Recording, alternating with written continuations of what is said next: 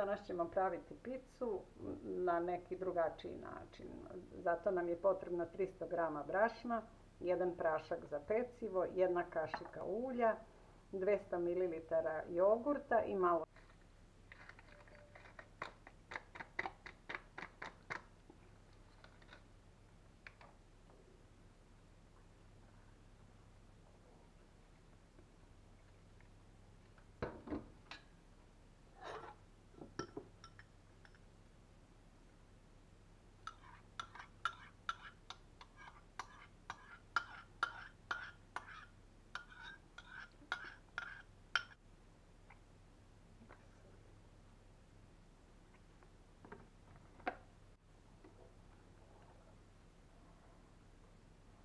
To ćemo sad zamesiti i odmah staviti u tepsiju, znači ne treba ništa čekati, odmah se razvalja i pravi se fil za picu.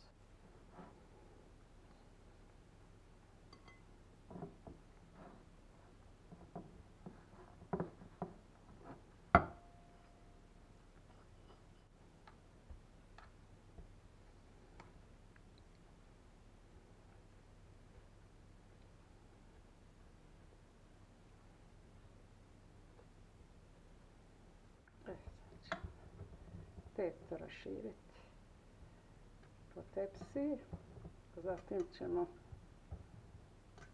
stavljati nadev.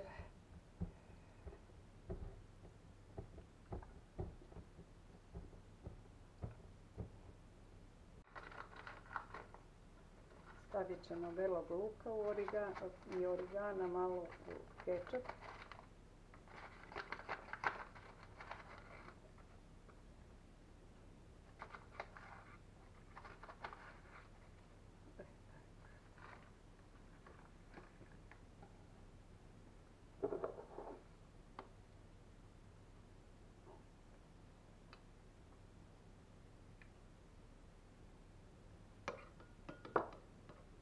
Sad ćemo staviti kečap.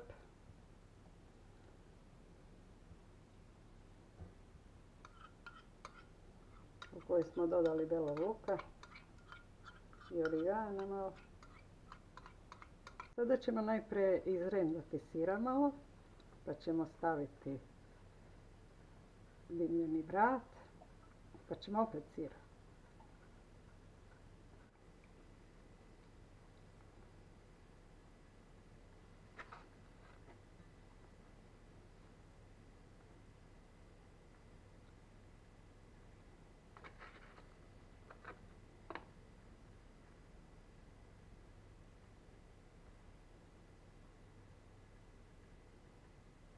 Ćemo opet narendati sira, ovdje ćemo sad malo više narendati. Gore može da se stavi paprika ili jaja ako neko voli preko sira, ako ne, samo sir je dovoljno. Spremno sad da se stavi peći na 180 stepeni nekih 15 minuta i origana može još gore da se stavi.